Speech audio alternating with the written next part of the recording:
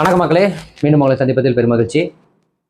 சாக்கி, யுவன் கிருஷ்ணா, ரித்தன் கிருஷ்ணாஸ், அமோபிராமி, மதுசூதன ராவ் மற்றும் பலர் நடிச்சு சக்தி பாலாஜி அவர்களின் இசையில் டாக்டர் பிரகபால் இந்த படத்தை இயக்கியிருக்காங்க.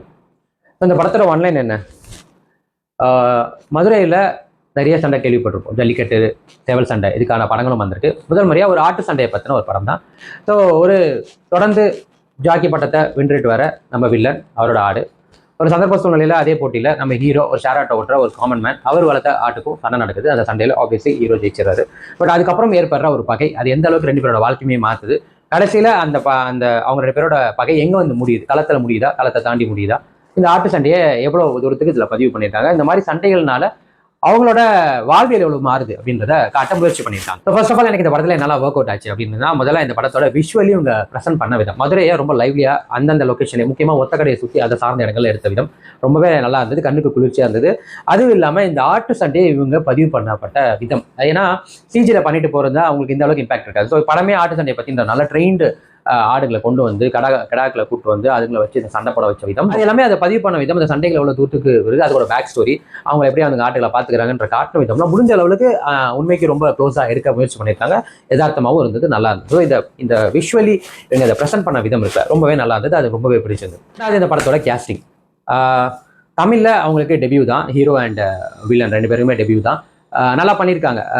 முக்கியமாக வில்லன் கதாபாத்திரம் ஆக்சுவலாக ஒரு டெபியூக்கு வந்து ஹீரோவாக பண்ணுறதை விட வில்லனாக பண்ணுறது ஈஸின்னு நினைக்கிறேன். ஏன்னா ஒரு ரஃப் அண்ட் டஃபாக ரோல் பண்ணணும்னு வரும்போது முடிஞ்ச அளவுக்கு அவங்க நார்மலாக அவங்களோட கெட்டதை ஈஸியாக பிரதிபலிக்க முடியும்.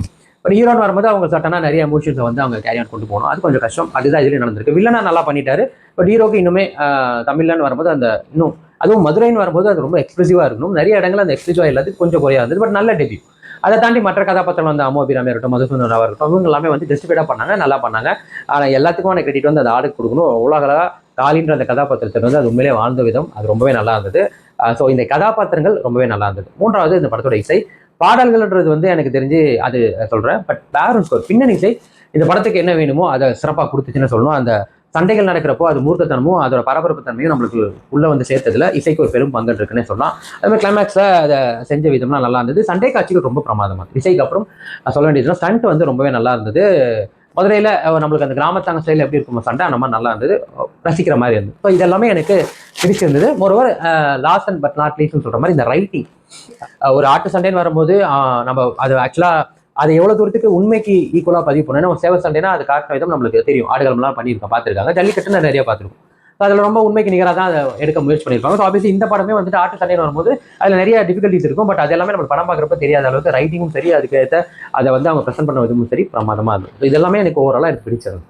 எனக்கு இன்னும் என்ன பெட்டராக பண்ணியிருக்கலாம் அப்படின்ற ஒரு ஸ்டேஜ் வந்துட்டு, முதல்ல ஆக்டர்ஸ்ன்னு வரும்போது தமிழில் எடுக்கிறப்போ நம்ம ஊரில் ஆட்களை எடுத்திருந்தா மேபி ஒரு அதர்வாவோ ஒரு ஆரியாவோ இல்லை வேறு யாராவது ஒருத்தர் நம்ம ஊர் சைடில் பண்ணியிருந்தாங்கன்னா மேபி நல்லா இருந்திருக்குமோன்னு தோணுச்சு.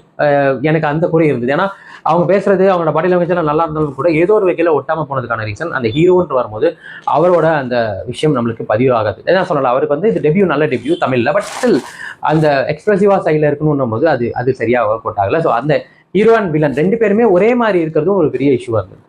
கிட்டத்தட்ட அவங்க ரெண்டு பேரும் மேட்ச் பண்ணும்போது ஒரே மாதிரி இருந்ததும் எனக்கு ஒரு பெரிய இஷ்யூவாக இருந்தது. ஸோ அதுவுமே கொஞ்சம் வேறு யாராவது பண்ணியிருந்தால் நல்லா இருந்திருக்கும் அப்படின்னு தோணுச்சு.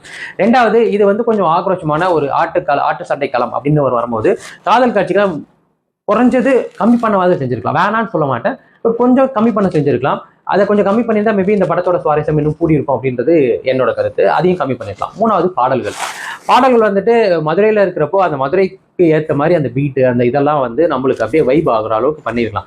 அது வந்து அந்த ஒரு ஆட்டு சண்டை முடிச்சு ஜெயிச்சுட்டு வந்ததுக்கப்புறம் ஒரு இடத்துல மியூசிக் வரும், அது இருந்தது.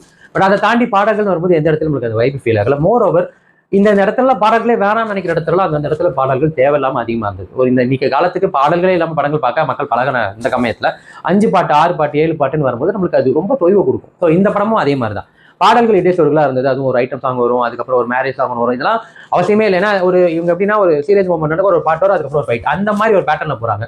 அது வந்து கண்டிப்பாக நம்மளுக்கு ஒரு ஸ்பீட் பிரேக்கர் தான். ஏன்னா நம்மளுக்கு அடுத்து என்ன நடக்கணும் பரபரப்பு நம்ம பார்க்குறப்போ அந்த இடத்துல ஒரு பாட்டு வரும்போது நம்மளுக்கு அந்த டோனே கம்மி பண்ணுறது. ஸோ அதையுமே வந்து அவங்க கம்மி பண்ணிக்கலாம். அந்த பாடல்கள்லாம் எடுத்திருந்தா 2 மணி நேரம் 27 நிமிஷம் படத்தோட டைம் அப்படின்னும் போது இன்டர்வல்லாம் சேர்த்தா ஒரு 2.25 மணி நேரம் போது நம்ம எக்ஸாஸ்ட் ஆகிடும். இந்த மாதிரி படங்களுக்கு. ஸோ ஆப்வியஸ்லி ஒரு 2 மணி நேரத்தில் இந்த படத்தை கொடுத்துருந்தாங்கன்னா ஒரு 2.25 மணி நேரம் ஆல்மோஸ்ட் எல்லாத்தையும் சேர்த்து வந்திருந்தா படம் இன்னுமே கிறிஸ்பா, இன்னுமே நல்லது, நம்மளுக்கு வந்து பரபரப்பா மக்கள் போய் ஓகே உட்காந்து பார்க்கலாம்ப்பா அப்படின்ற ஒரு ஃபீல் இருக்குல்ல, அதை வந்து கண்டிப்பாக பண்ணுவாங்க. கண்டிப்பாக இந்த படம் பண்ணியிருக்குன்றதை நான் நம்புறேன்.